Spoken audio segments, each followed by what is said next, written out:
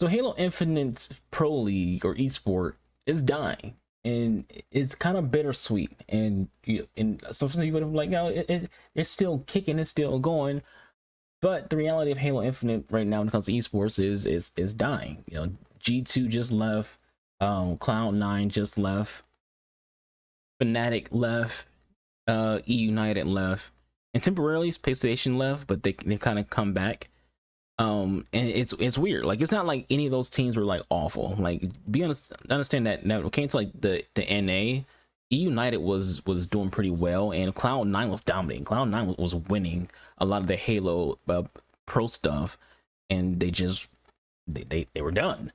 And if you're winning and you're quitting like the pro league, that usually just means that you just not enough money there. You got guys like Snipe Down who retired from Halo. The game hasn't been out that long. He retired from it. It's like, what is the issue here? Like, what is it about Halo Infinite's Pro League that just doesn't work for him? And this is something that also happens with R6, where some teams have left R6, like Evil Geniuses, and Cloud9 left and then came back, and then I think they left again. I'm not sure. I haven't really paid attention a lot to the Ubisoft pro scene recently. Of Halo Infinite is probably just money. First off, the Halo events don't get a lot of Twitch viewers. Like, their best event might bring in 10k viewers, but on average they're getting like maybe 1,000. So if you're not bringing like a lot of viewers on Twitch, then you're not bringing like a lot of ad revenue. You're not getting like a lot of subscribers. You're not getting like a lot of anything. So Halo Infinite's Pro League isn't really making money. And if you're not making money, then these pro teams are like, we can't really afford to pay these players because this esport isn't generating enough cash. And you can be like, well, Microsoft is Microsoft. They should just, put the bill on, what will at least be the bare minimum of need for paying pro players and paying the awards. And sure, maybe, but at the same time, there needs to be some kind of ROI, return on investment. And Halo Infinite Pro League is not really generating much money, so it's a struggle. And the question becomes, why? Why is Halo Infinite's esport a struggle other than the fact that it just doesn't make money? Well, it's the product. The product of Halo Infinite isn't really worth watching. It's not interesting. It's not fun to watch. Halo Infinite is a very boring game to watch in terms of the multiplayer, at least. And and I said before on the video that Asmongo reacted to about the issues with esports and modern gaming, and I was like, Halo Infinite's biggest issue is that it plays like a 360 game. It's super outdated, the way it plays, the way it feels, and just watching it, nobody wants to watch a game where the primary weapon is a grenade.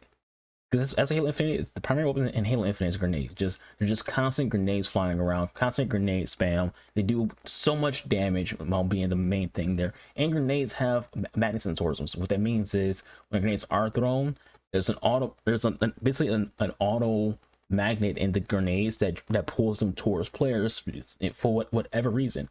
Now, mind you, Apex and Halo and Destiny all have bullet magnetism, which means that when you fire your shots, even if you miss your shot, if it's close enough, the game will automatically allow your shots to hit. It's stronger in Destiny, stronger in Halo, but there are things, and for most people, they don't really care about that. But when you put it into a grenade, when you put that auto target, that auto magnetism into a grenade, that's insane.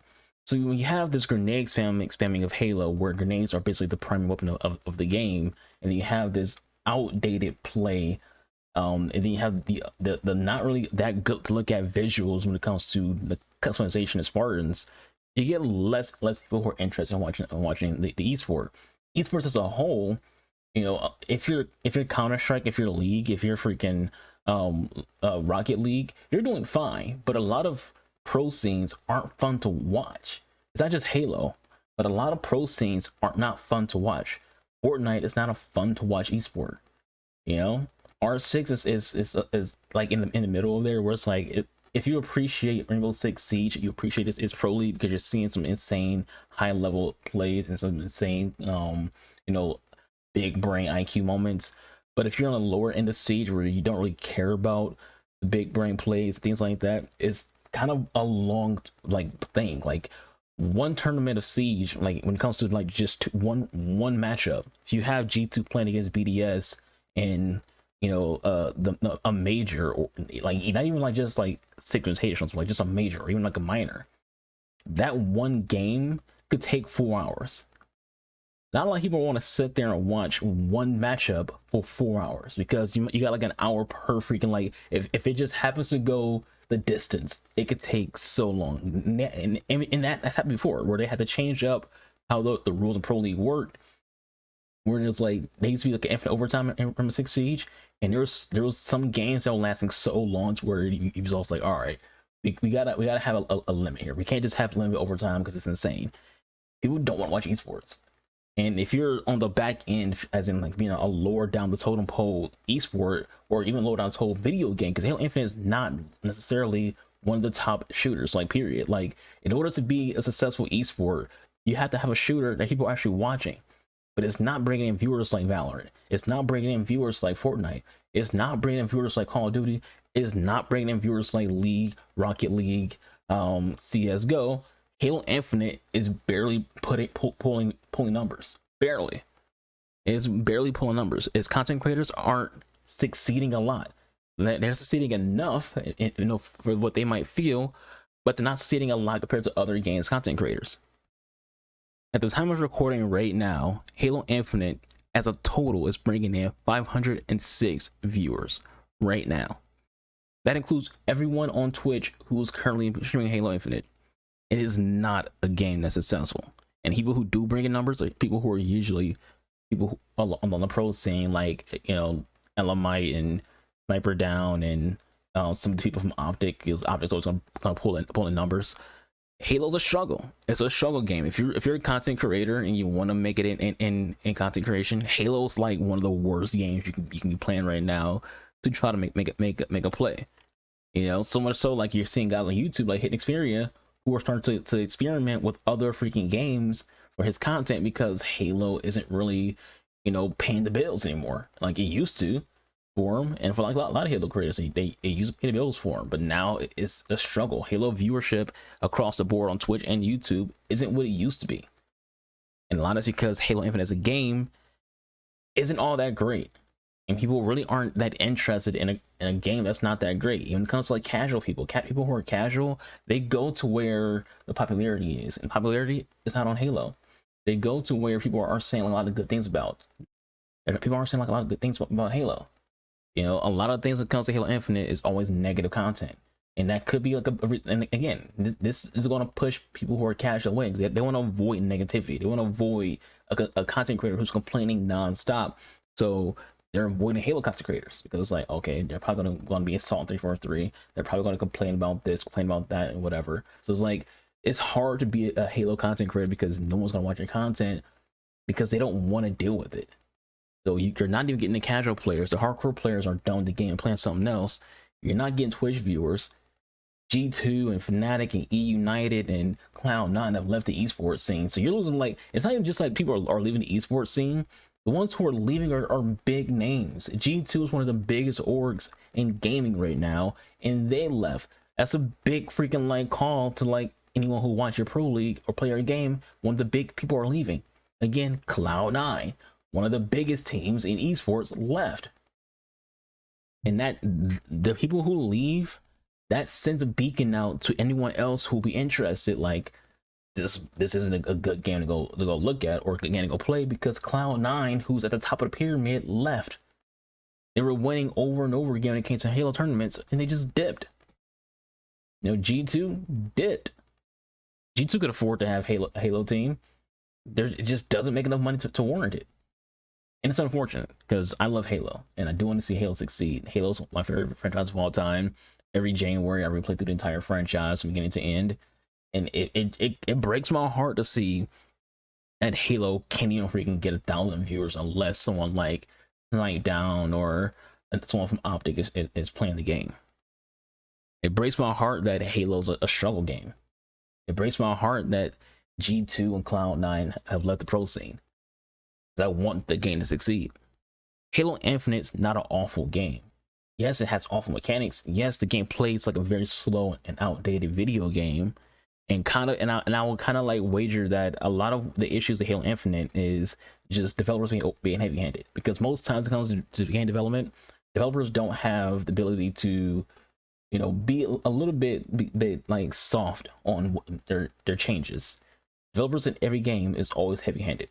If the customers say, hey, I don't like this thing about the previous game, developers change up the entire mindset and the entire landscape of that game. So like, let's say you're playing Halo 5 and you don't like the customization because it seems too cartoony and not Halo. So now you get Halo Infinite, where it's like there's so much limitations in customization. So let's say you don't like the way some of the gunplay works in Halo Infinite, and then you get to like in Halo 4, Halo 5, it doesn't feel like Halo. You prefer the Halo 3 style, so you get the Halo 3 style, and it just feels outdated. You know, so developers are heavy-handed. They don't know how to balance a video game to where they hear what you're saying that's a complaint, and they can tone it down to a point to where it's not as bad, or they can buff something to a point to where it's like, okay, now this is good. They go heavy either way. The hand, whether it's good or bad, it's heavy-handed either way. And you kind of just hope that at some point, every developer out there, especially for 3, can get to a point where it's like, okay, we know what the sweet spot is. This is what people really like, and let's just do this. Let's just do this thing. Let's get this right. Let's get people playing the game. Because if you keep playing the game, people are spending money. I keep saying some videos. Good games make money. If Halo Infinite becomes a good game, it'll make some money. The big thing about Halo now, as I wrap this video up, is the battle royale. There's a rumor that Halo's getting battle royale. It's kind of like confirmed at this point without being confirmed, called Sataka. And if Halo Infinite struggles, is because developers have been so like busy with battle royale. That's a bad thing to me. Like, I'm not saying Halo Infinite shouldn't have battle royale. Battle royales are actually, in my opinion, on the back end right now. I think battle royales are you know, kind of doing a downward trend, because that's just how things work. Things are based popularity and trends, and I think battle royales are on the down slope. And Halo Infinite, you're getting into it at the wrong time. You know, Halo Infinite's battle royale could be just like Fallout 76's battle royale and Battlefield 5's battle royale. It could be DOA.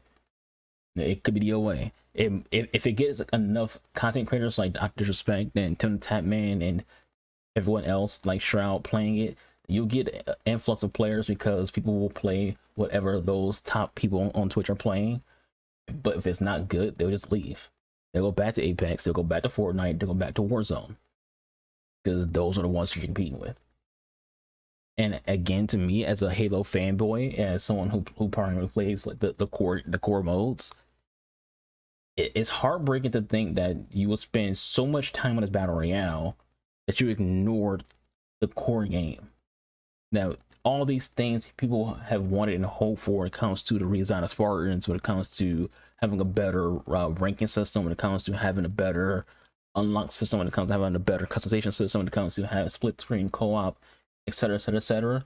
All those things could have happened, but you just don't have time because of the battle royale.